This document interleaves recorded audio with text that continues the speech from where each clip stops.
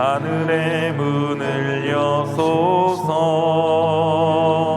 이곳을 주목하소서. 주를 향한 노래가 꺼지지 않으니 하늘을 열고 보소서. 이곳에 임재하소서. 주님을 기다립니다. 기도의 향기가 하늘에 닿으니 주여 임재하여 주소서. 이곳에 오셔서 이곳에 앉으소서. 이곳에서 드리는 예배를 받으소서. 주님의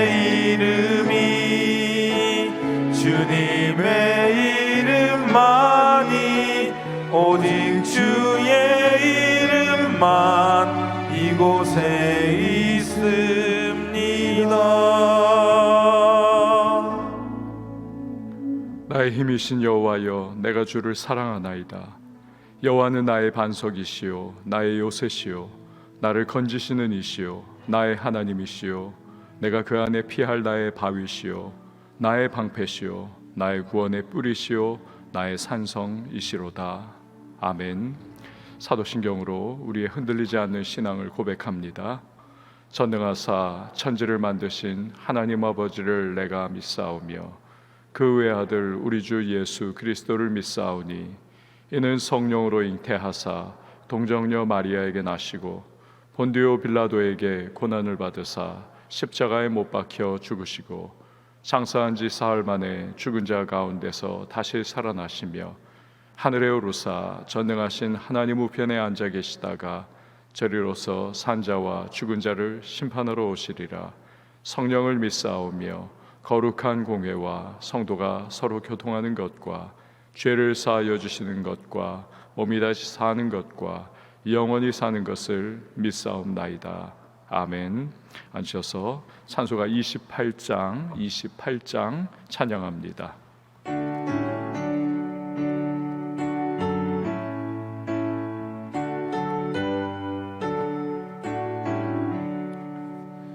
복의 근원 강림하사 찬송하게 하소서. 한량없이 자비하심 증량할 길 없도다. 천사들의 찬송가를 내게 가르치소서.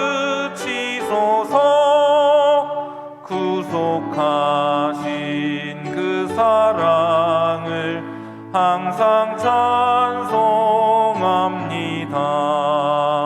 주의 크신 도움받아 이때까지 왔으니 이와 같이 천국에도 이르기를 바라네. 하나님의 품을 떠나 죄에 빠진 우리를 예수 구원하시려고 보혈을 내어주셨네. 주의 귀한 은혜 받고 일생 빚진 자 되네. 주의 은혜 사슬 되사 나를 주께 매소서. 우리 마음은 연약하여 범죄하기 쉬우니 하나님이 받으시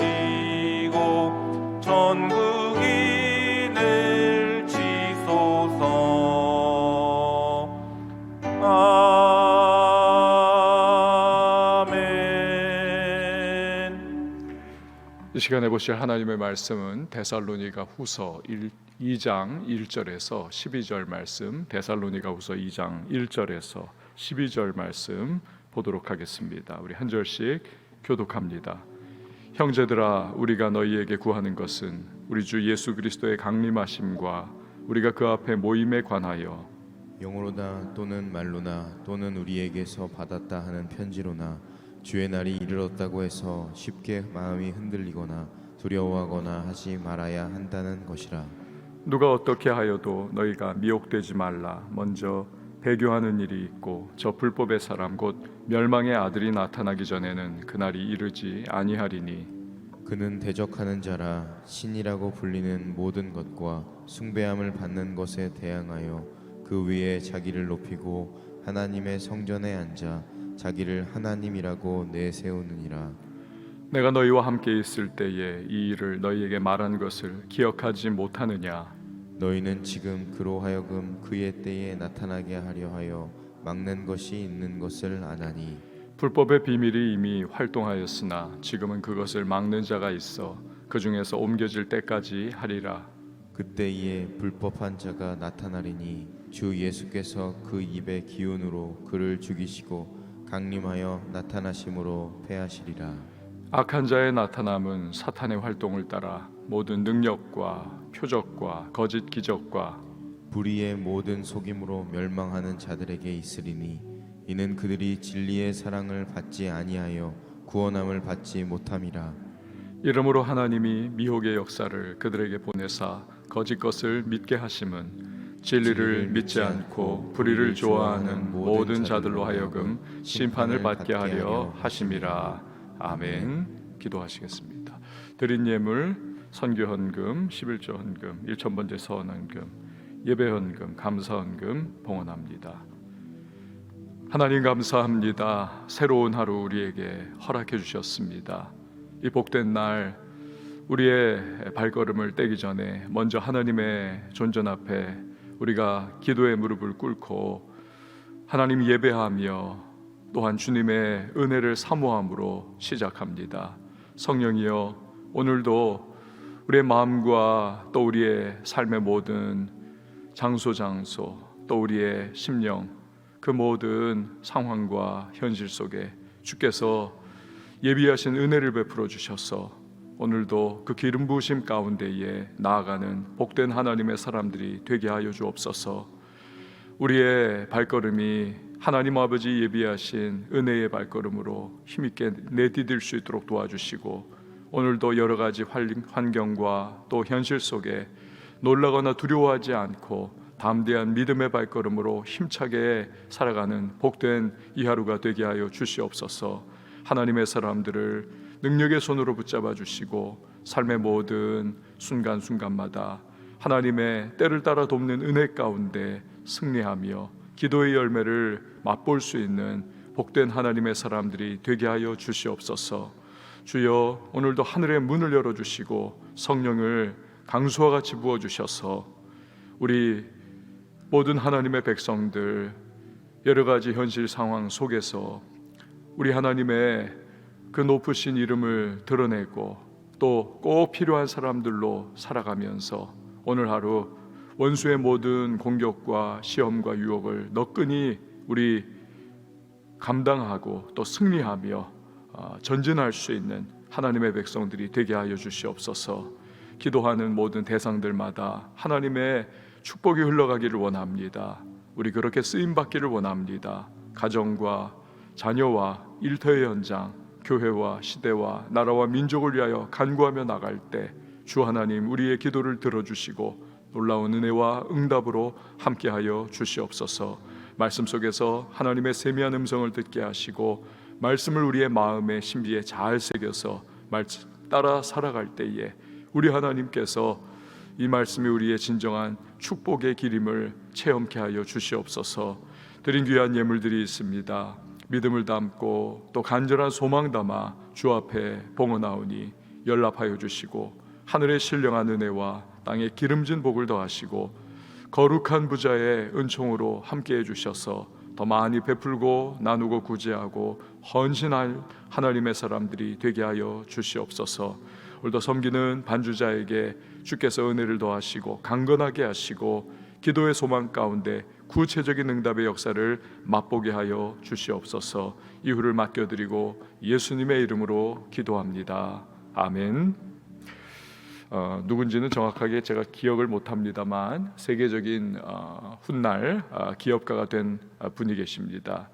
이분이 사업을 정말 집중력 있게 하고 싶었답니다. 근데 하루 종일 이 일이 닥치고 이것저것 하여튼 밀려드는 일들을 하다 보면 도대체 어떻게 하루가 지나갔는지도 잘 모르겠고 내가 정말 제대로 일했는가라고 하는 그러한 생각도 들더랍니다. 야, 이래서는 안 되겠다. 세계적인 유명한 경영 컨설턴트를 초빙을 했다고 합니다. 사정 얘기를 쫙 했더니 다 듣고는 말하기를 그날 해야 할 가장 중요한 일들 5가지를 쓰십시오. 그리고 나서 그 중에서 가장 위에 있는 것, 즉 다시 말해서 가장 이게 중요한 것이다 생각하는 그 하나에 집중해가지고 하루를 다 에너지와 시간과 하여튼 모든 것을 다 투자를 하라는 겁니다. 그리고 1번을 끝내면 2번으로 내려가고 2번도 끝내면 3번으로 내려가고 그렇게 5가지를 하되 그 하루 동안 1번 하나 했다고 해서 나머지 것들 신경 쓰지 말라는 겁니다. 그 1번 했으면 됐다는 겁니다. 그리고 나서 또 뭐 여유가 있으면 2번, 3번으로 내려가라. 자, 이렇게 알려주니까 한 달을 해보고 나서 효과가 있으면 나에게 그에 합당한 컨설팅 비용을 수표로 보내주십시오. 이 사업가분이 그렇게 했더니 정말 효율적으로 중요한 일을 중심으로 하루하루를 그렇게 보낼 수 있게 되더라는 겁니다. 아주 집중력 있고 또 경영이 짜임새 있게 그렇게 시간 관리가 되더라는 거죠. 아주 큰 액수의 수표를 써가지고 컨설팅 비용으로 보냈다는 겁니다. 여러분, 이 이야기가 이게 이제 실화인데 뭘 말해주고 있습니까? 여러 가지 일들이 있지만 본질적인 것이 있고 비본질적이 있다는 것이죠. 핵심 되는 사항이 있는가 하면 가 외의 사항들도 있다는 겁니다. 그래서 늘 그 둘 사이를 가려내면서 본질적인 것에 또 핵심적인 것에 우리가 집중을 해야 한다라는 거죠. 신앙생활도 그렇습니다. 본질적인 것이 있는가 하면 비본질적인 신앙생활의 부분들도 있습니다. 핵심적인 부분이 있는가 하면 가 외의 부분도 있습니다.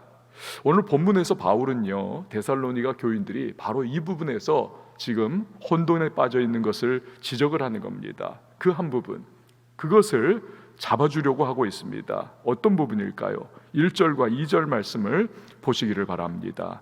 형제들아, 우리가 너희에게 구하는 것은 우리 주 예수 그리스도의 강림하심과 우리가 그 앞에 모임에 관하여 영으로나 또는 말로나 또는 우리에게서 받았다 하는 편지로나 주의 날이 이르렀다고 해서 쉽게 마음이 흔들리거나 두려워하거나 하지 말아야 한다는 것이라. 아멘.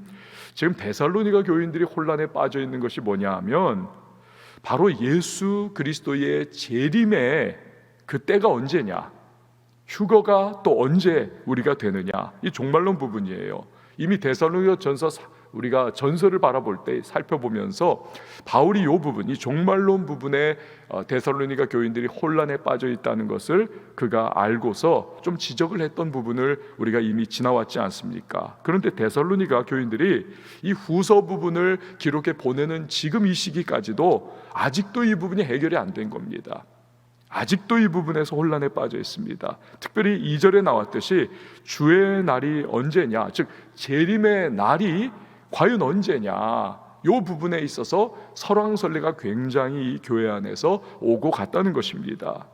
당시에 2절에 나와 있는 것처럼 영으로나 말로나 뭐 우리에게서 받았다라고 하는 편지로나, 즉 영으로나 거짓 예언이 있었다는 겁니다. 예수님 언제 몇 날 몇 시에 오신다, 거짓 예언이 횡행했었고, 또 말로나 즉 거짓으로 수군수군대면서 설왕설래하던 그러한 내용이 있었고, 우리에게서 받았다 하는 편지로나 즉 바울의 이름으로 된 가짜 편지가 이렇게 회람되면서 언제 예수님 오신다, 뭐 이런 내용들이 돌아갔다는 겁니다. 데살로니가 교인들이 도대체 예수님이 몇 날 몇 년 언제 오시느냐, 또 어떤 사람들은 예수님은 이미 오셨다, 뭐 이런 식의 오늘날에도 가끔 이단들이 떠들어대는 류의 이러한 얘기들이 교회 안에서 교인들 사이에 이렇게 돌아다니면서 혼란을 끼치고 있었다는 거죠. 바울은 그런 재림의 날짜와 같은 것들에 휘둘려 가지고 마음이 흔들리거나 두려워하지 말라 권면을 하고 있습니다. 마태복음 24장 36절은 뭐라고 말씀을 하십니까? 그러나 그 날과 그때는 아무도 모르나니 하늘의 천사들도 아들도 모르고 오직 아버지만 아시느니라. 그러니까 이 재림의 날이라고 하는 것은 하나님 아버지 성자 하나님의 주권의 사항이기 때문에 날짜라든지 뭐 연도라든지 뭐 이런 거 따지지 말라는 겁니다. 성도가 교회가 붙들어야 할 가장 중요한 것, 본질적인 것이 뭐냐, 핵심이 뭐냐, 여기 집중하라는 겁니다. 그것은 바로 예수님은 분명히 재림하시는데 그때가 되면 구원받는 자가 있고 심판의 백성이 있다는 겁니다.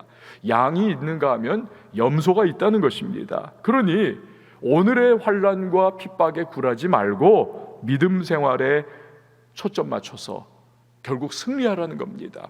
날짜가 언제냐, 연도가 언제냐, 시간이 언제냐, 이런 비본질적인 것에 빠져가지고 공연히 억측하고 호기심에 휘둘리지 말라. 중요한 것에 집중하면서 신앙생활에 성공하라라는 것이죠. 여러분, 신앙은 이처럼 본질이 아닌 비본질, 가외의 것에 초점 맞추면 안 되는 것이죠. 그러면 이상한 신앙생활을 할 수밖에 없는 것입니다. 하나님이 우리에게 허락하신 것이 있는가 하면 허락하지 않으신 것이 있는 것입니다. 하라 하시는 것이 있고 하지 말라 하시는 것이 있습니다. 지금 꼭 해야 하는 것과 나중에 해야 하는 것이 있습니다. 단계가 다 있는 거죠. 이걸 분별해 가지고 본질과 핵심에 집중하는 것이 성공하는 신앙생활의 비결이다라는 것입니다. 중세 시대가 이게 참 엉망진창의 시대였습니다. 그 로마 카톨릭 교회에서 여러 가지 하여튼 뭐 면죄부 판매도 하고 막 이런저런 하여튼 쓸데없는 신앙 논쟁이 막 불붙었던 때가 있었는데, 이게 워낙 비본질에 그냥 쓸데없이 휘둘려 그렇게 신앙생활을 하다 보니까 아무것도 아닌 것들에 첨예하게 신앙 논쟁이 붙었던 그러한 경우들, 예를 들어서 그 바늘 위에 천사가 과연 몇 명이 앉을 수가 있느냐, 이 천사가 바늘 위에 몇 명이 앉을 수 있느냐, 그 뭐 전혀 쓸데없는 시간 낭비하는 그러한 논쟁하면서 그렇게 썩어 있는 그러한 이 로마 카톨릭의 그 정신, 그 결국에는 당연히 종교개혁이 일어날 수밖에 없는 그러한 상태였던 거지요. 여러분, 오늘날에도 중요한 것이 뭡니까? 특별히 이런 우리 코로나 상황과 같은 이러한 시대 속에서 정말 중요한 것이 뭡니까? 쓸데없는 것들, 그냥 뭐 걱정하고 염려하고 뭐 이런 것에 우리가 휘둘려서는 안 된다는 거죠. 가장 중요한 것은 어려움은 어려울 때일수록, 시대가 악하면 악할수록 더더욱 말씀과 기도라고 하는 이 핵심적인 부분, 본질적인 사항에 우리가 정말 돌아가야만 한다는 겁니다. 그러니까 아드 폰테스죠. 아드 폰테스, 근본으로 돌아가자. 근본이 뭡니까?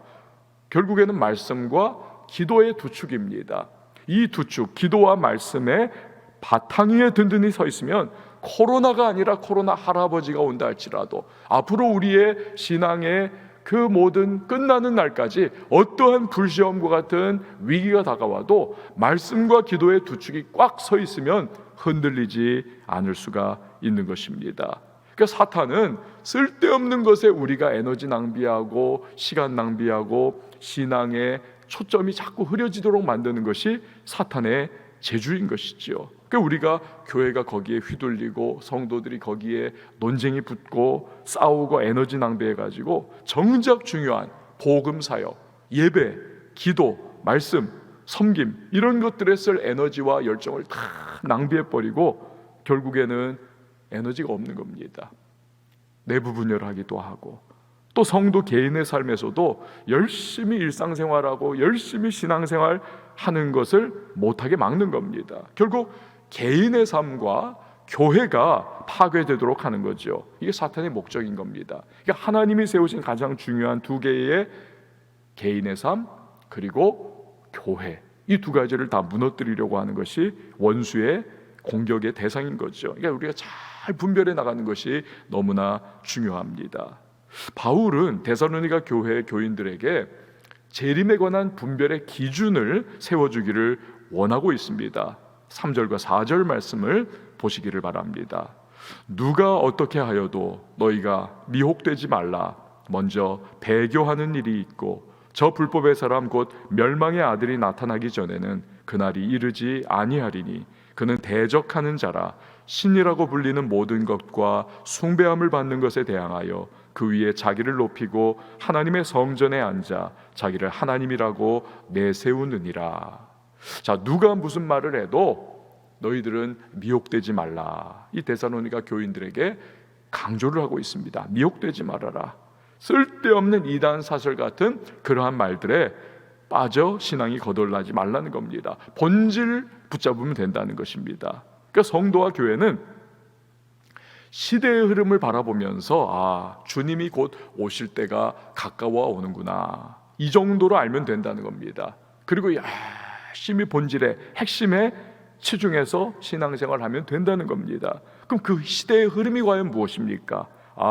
먼저 배교하는 일이 있다는 것입니다. 배교하는 일. 이 배교라고 하는 단어는요, 이거는 정치적이고 군사적인 반란을 의미하는 그러한 단어입니다. 즉 하나님을, 절대적인 주권자인 하나님을 대적하는 그러한 악의 세력이 출현한다는 거죠. 그때가 어떤 상황입니까? 그런 상황의 구체적인 모습이 뭡니까? 불법의 사람, 즉 멸망의 아들이 나타난다는 것입니다. 불법의 사람, 멸망의 아들. 이게 누군지는 특정할 수는 없습니다.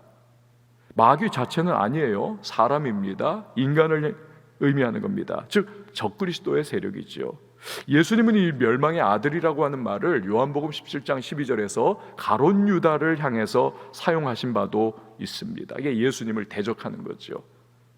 그러니까 이 불법의 사람은 하나님을 대적한 어떤 권력자가 될 수도 있습니다. 이단 세력을 지칭하는 것일 수도 있습니다. 공산주의와 같은 반기독교 적대 사상을 담은 어떠한 아이디올로지, 이런 사상이 될 수도 있습니다. 어떤 인물일 수도 있습니다. 그런데 문제는 결국은 뭐냐? 멸망의 아들이라는 것이 중요한 것입니다. 필연적으로 그것은 멸망하게 돼 있다. 이 바울 당시에 1차적으로는 로마 황제를 의미하는 것이죠. 예를 들어 칼리굴라 황제 같은 경우에는 4절에서 설명했던 것과 같이 예루살렘 성전에 자기의 동상을 세우기 위하여 아주 시도를 했던 적이 있습니다. 어쨌든 이 불법의 사람, 이 멸망의 아들, 대적하는 자, 이건 자기를 신격화한다는 것입니다. 그래서 종말은요, 개인의 종말이 있지요. 즉 죽음입니다. 각 시대의 종말이 또 있습니다. 마지막으로 인류사적, 범지구적 종말이 있는 것이죠. 결국 그때마다 적그리스도의 나타남이 있는 것이고, 그 적그리스도는 각 시대에 또 멸망을 해나가는 것이죠. 그러다가 마지막으로 범지구적, 인류사적인 종말의 때가 되면 그러한 범지구적인 영향을 끼치던 악한 적그리스도의 세력, 이것이 나타나서 하나님을 대적하다가 결국 예수 그리스도의 재림과 함께 멸망을 완전히 당하는 것이지요. 그러니까 결국 교회와 성도는 이걸 잘 분별을 해가지고 쓸데없는 비본질적인 것에 휘둘리거나 이 이단 사설에게 빠지거나 적그리스도에게 넘어가가지고 휘둘리지 말고 신앙생활에 두 발을 딱 디디고 서서 흔들리지 말고 신앙생활 잘 하라는 것입니다. 자, 5절 말씀을 한번 보세요. 5절입니다. 같이 한번 읽어봅니다. 시작. 내가 너희와 함께 있을 때에 이 일을 너희에게 말한 것을 기억하지 못하느냐. 아멘. 바울은 데살로니가 교회를 개척하고 나서 이미 이런 내용을 이야기한 적이 있다는 겁니다. 그런데 왜 너희가 그것을 기억하지 못하고 왜 자꾸 휘둘리고 쓸데없이 그렇게 이리저리 설왕설래하느냐. 그걸 기억해야 한다. 여러분, 이처럼 성도는 이미 주신 말씀이 있지 않습니까? 이 하나님의 말씀이 이미 우리에게 주어졌는데 이 말씀을 읽고 그렇다면 묵상하고 말씀을 자꾸 익히는 것이 중요하다는 거죠. 그 말씀을 내게 적용하고 기억하면서 살아가야 한다는 겁니다. 이 말씀의 바탕에 딱 서면 이단 사설에게 비본질적인 논쟁에게 자꾸 휘둘리는 일 없이 아주 정상적이고 건전하고 건강한 신앙생활을 할 수가 있는 것이죠. 6절에서 7절 말씀을 보시기를 바랍니다.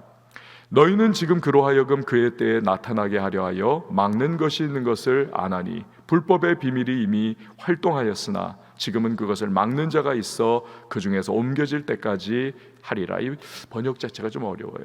여기 나온 재림의 날이 이르는 것을 막는 것, 막는 자, 불법의 활동이 이미 조금 나타났지만 막는 것, 막는 자.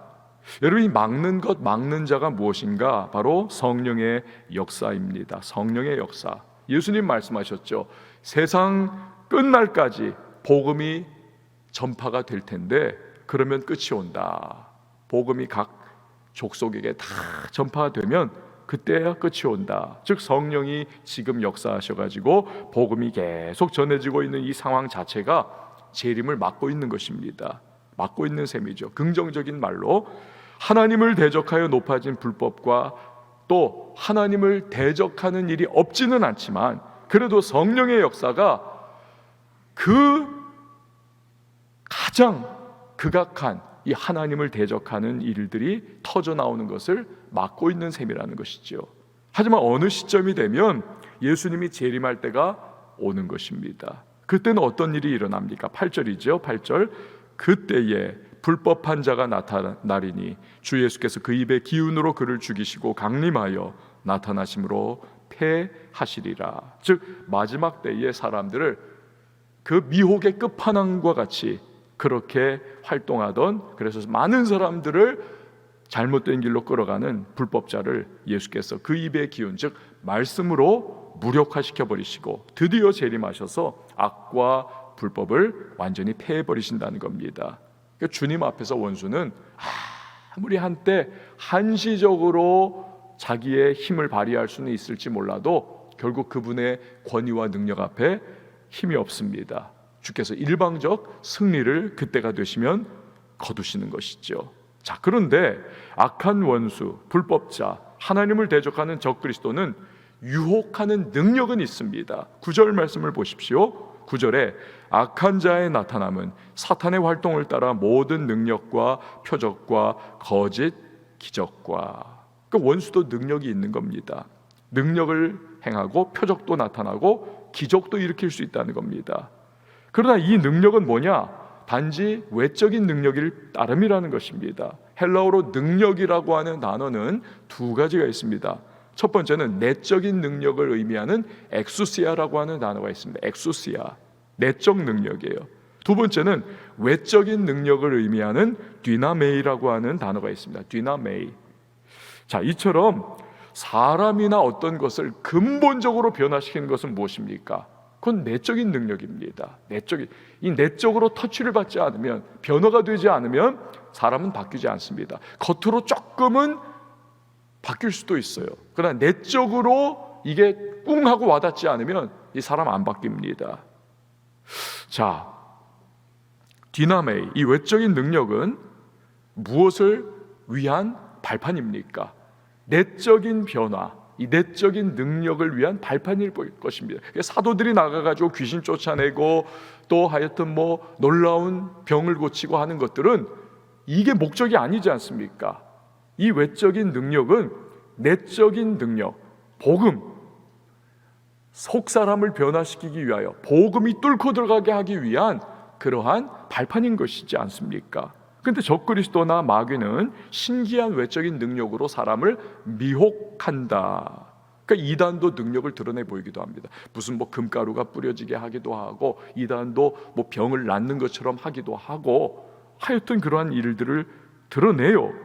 그래서 또 뭐 하여튼 이단이 전하는 메시지를 듣고는 야, 신기하다 하면서 정말 쏙쏙 빠져들어가는 사람들도 생기고, 애굽의 술사들도 모세의 이적을 어느 정도 따라하지 않았습니까?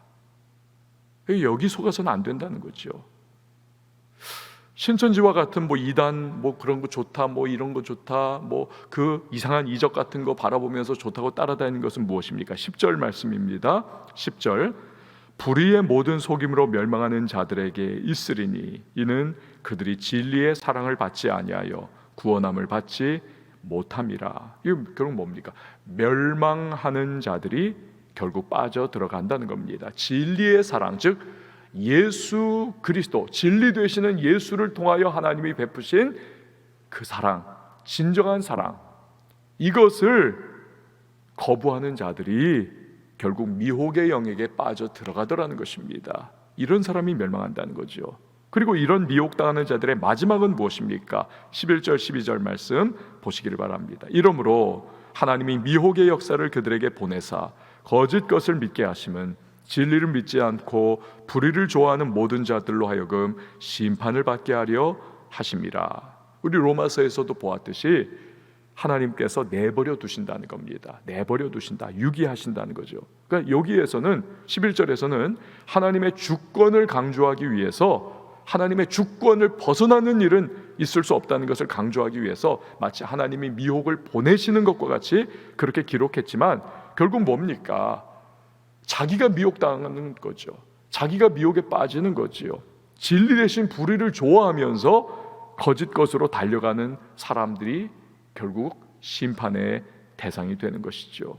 여러분, 이러한 일련의 지금까지 쭉 1절에서 12절의 말씀이 결국 데살로니가 교인들에게 주는 교훈이 뭡니까? 처음으로 돌아가서 본질적인 것, 핵심적인 것 붙잡아야 한다는 거죠.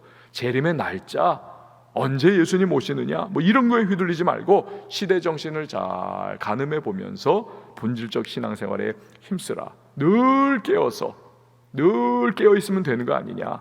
말씀과 기도에 깨어서 열심을 내며 신앙생활 하라는 것입니다. 우리도 마찬가지죠. 예배, 말씀과 기도, 그리고 주님께 순종하는 삶, 이 신앙생활의 본질적인 기본적 부분을 열심히 감당하면서 하루하루 우리의 삶의 자리 놓아두신 그곳에서 열심히 땀 흘리면서 살아가는 사람, 예수님 언제 오시는가에 대한 걱정이 필요 없는 겁니다. 아멘. 주 예수여 오시옵소서, 마라나타, 이 마음으로 살아가는 자에게 결국 주님은 심판의 주님이 아니라 상급의 주님으로, 구원의 주님으로, 기쁨의 주님으로 우리에게 다가오신다는 것입니다. 여러분, 오늘도 우리가 이 하루를 이렇게 시작하여 살아갑니다. 놓아두신 삶의 자리에서 열심히 땀 흘려서 꽃 피우고 열매 맺으면서 오늘도 우리의 신앙생활의 본질적인 부분 붙잡고 말씀과 기도, 예배에 우리 열심히 감당하면서 주님을 기쁘시게 하고 그 주님 안에서 오늘도 승리할 수 있는 저와 여러분이 되실 수 있기를 바랍니다. 우리 시간 함께 찬양하시고 기도하도록 합니다. 날이 저물어 갈 때,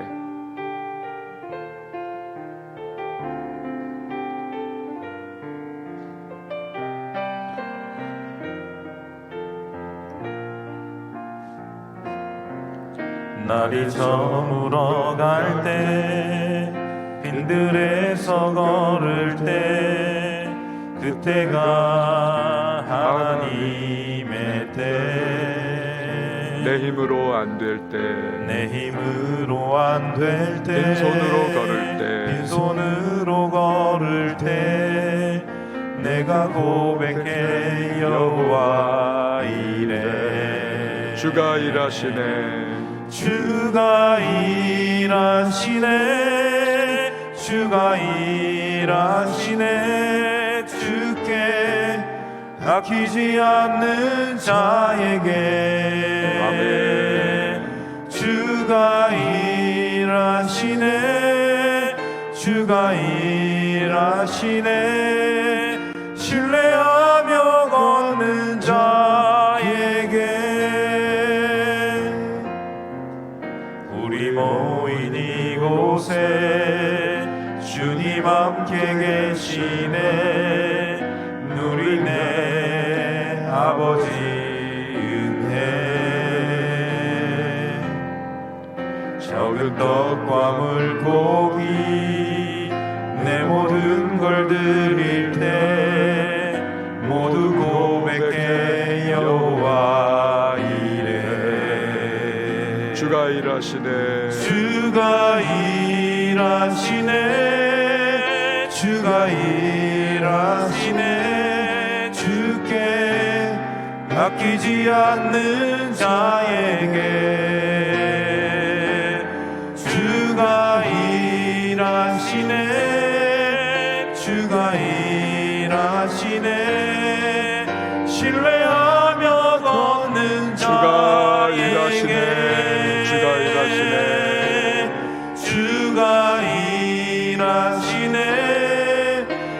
주가 일하시네 주께 맡기지 않는 자에게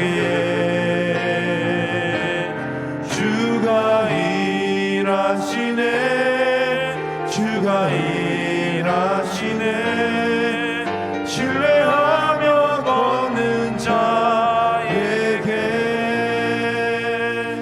우리 시간에 함께 기도하며 나갈 때 오늘 우리 신앙의 본질적 부분인 예배와 기도와 말씀과 순종 앞에 우리 서 있습니다. 하나님 앞에서 우리가 이 부분들 잘 감당할 수 있기를, 다른 많은 여러 가지 상황들 우리 걱정하거나 염려하지 말고 우리 주님 앞에 올바로 서면 주님이 책임져 주시고 붙잡아 주신다는 사실을 기억하면서 하나님 오늘 신앙생활 잘 감당하고 또 나를 놓아두신 삶의 자리에서 열심히 일하면서 주님을 신뢰하고 기뻐하면서 그렇게 살아가는 자 될 수 있도록 도와달라고, 오늘도 성령으로 충만하여서 이 하루 여러 가지 풍성이나 들려오는 소식이나 내가 접하는 일들 속에 혼란에 빠지거나 우리 낙심하는 일 없이 믿음 안에 굳게 서서 나아갈 수 있는 하나님의 사람 될 수 있도록 우리 기도하시고요. 가정을 위해서 기도하고 자녀를 위해서 기도합니다. 우리 또 수능날이 12월 3일인데요 점점 다가오고 있습니다. 수능생들을 위해서 하나님께서 지혜와 명철로 함께 해주시기를, 컨디션을 주님께서 주관해 주시기를 기도하시고요. 아울러서 꿈과 비전 가지기를 위하여 기도해 주시기 바랍니다. 우리 교회를 위해서 기도해 주시고 또 우리 선교사님들과 나라와 민족을 위해서, 열방을 위해서, 우리 북녘 땅을 위해서 간절히 기도하며 나갈 때 우리 한번 두 손을 높이 들고 우리 주님의 이름 세 번 외치고 기도합니다. 주여 주여 주여